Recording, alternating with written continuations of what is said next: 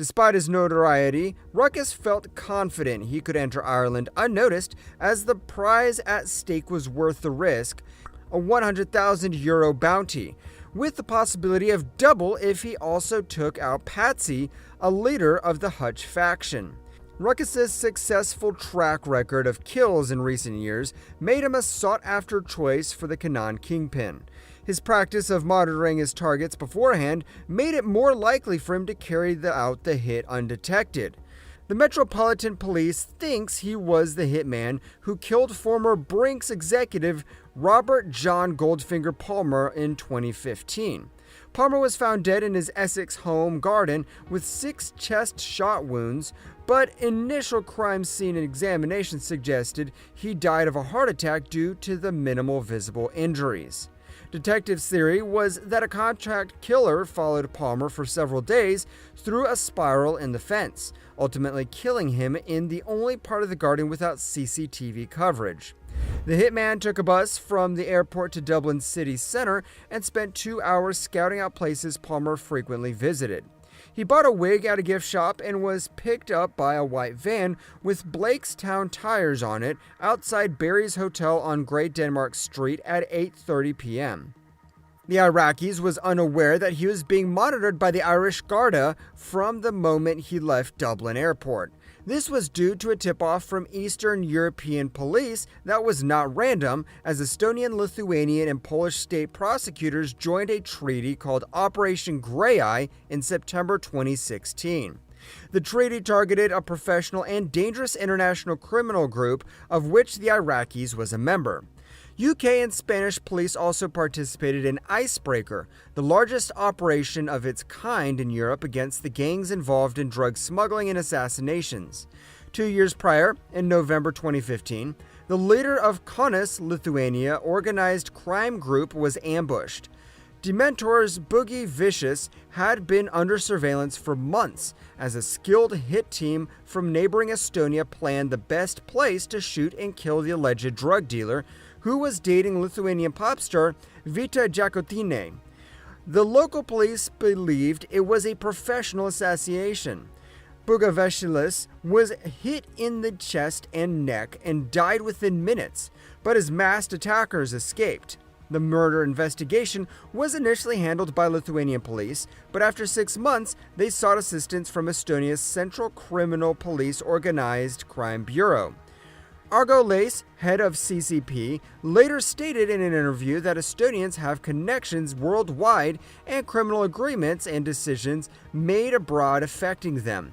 For instance, drug crimes like buying and selling cocaine or cannabis occur in Spain's sunny coast or Amsterdam's side streets, with Estonia serving as a transit country. Unfortunately, Estonians have also exported their expertise in contract killing. To combat international organized crime, cooperation with police from other countries is necessary.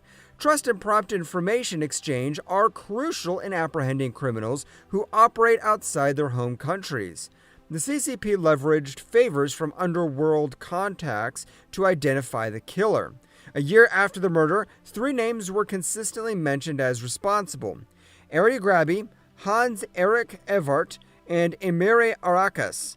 Detectives placed together their movements using phone data and CCTV footage from the night of the murder. Everett and Grabi were known to the police, but not considered high-level criminals. By working with Lithuanian authorities, detectives determined that Grabi and Everett had frequently visited Lithuania before the murder of Dementor's Boogie Vicious. Police monitored them while the investigation shifted focus to the third suspect, Emire Arakas. Arakas was well known to the police and had a reputation as a notorious celebrity gangster. After serving time in Russia and Estonia jails, Arakas had relocated to the Costa del Sol in Spain and became a prominent member of a network of Eastern European criminals who carried out hits for drug gangs. As detectives tracked Arakas's movements over the years, they observed an unusual number of trips to Ireland.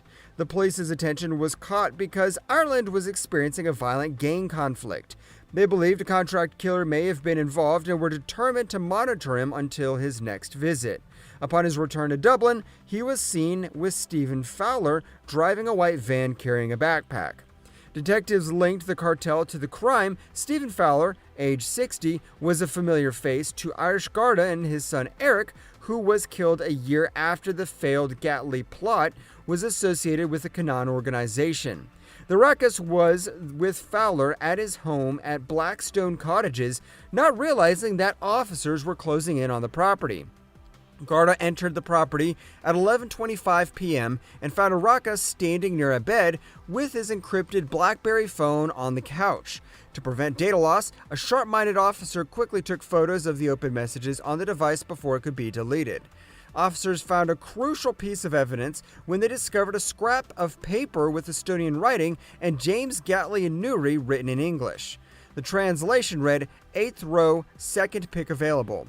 A mirror purchased the day before along with a wig was found in a bag along with a stack of euro and sterling notes. The encrypted BlackBerry phone of Arakas was also discovered, and officers knew the contents would be deleted as soon as word spread that the hit had been thwarted. One officer quickly took photos of the open messages between Ow New, Knife, Bond 4, and Bond New. At trial, Detective Gallagher presented the coded messages that showed the malicious planning behind the attempt on Gately's life. The first message from Knife to Bond New on April 4th at 1:12 p.m. read, "The car exits the rear of this building from a shutter, which opens up and down from a buzzer. There's a ball camera above the entrance. Champagne-colored Toyota advances his parking spaces as soon as the shutter opens directly in front of you. There's a gym.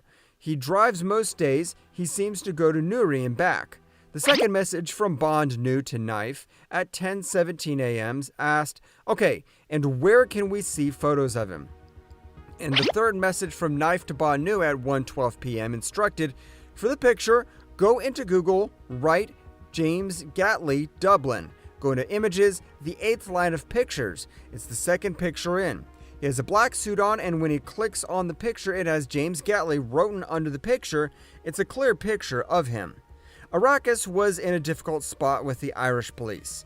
He was caught in a residence owned by a notorious murderer, holding evidence that linked him to the crime. But it was the following series of messages that sealed his fate and established his motives. "So far, in case I'm totally alone, it seems it's possible to take him down when he comes out of the car. It's based on Google Maps pictures. Then there was an open car behind the house, but if they closed it, the situation is another. If not out the car, then on his way to the front door, there were huge advertisements on the way, and it looked like it's possible to hide behind.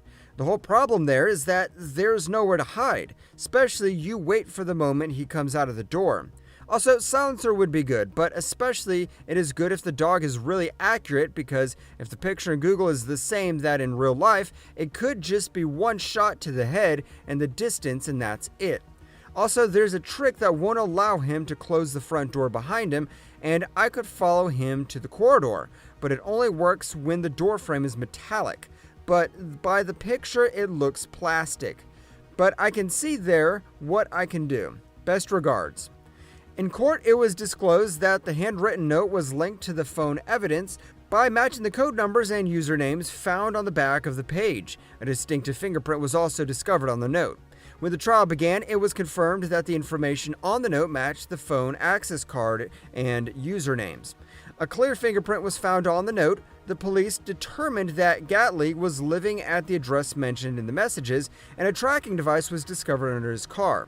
The device was placed there on March 30th, 2017 by members of the Kitten organization, as seen in CCTV footage. The suspects arrived in Ireland on a ferry from Birmingham on March 28, 2017. While awaiting trial in Ireland, Iraq was informed that Lithuania also sought him for murder.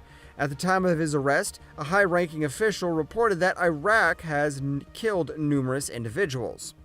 A year after being taken into custody, the High Court approved an European arrest warrant and decided that Arakas would be sent to the Baltic states after serving his time in a secure facility at Port Leach Prison. Despite denying involvement in the murder plot and claiming ignorance of Gately in an interview conducted through letters from jail, Arakas pleaded guilty in court and was sentenced to 6 years for his role in the attempted hit. He described the prison conditions in Dublin as surprisingly good and shared how he passed the time by fixing televisions and computers.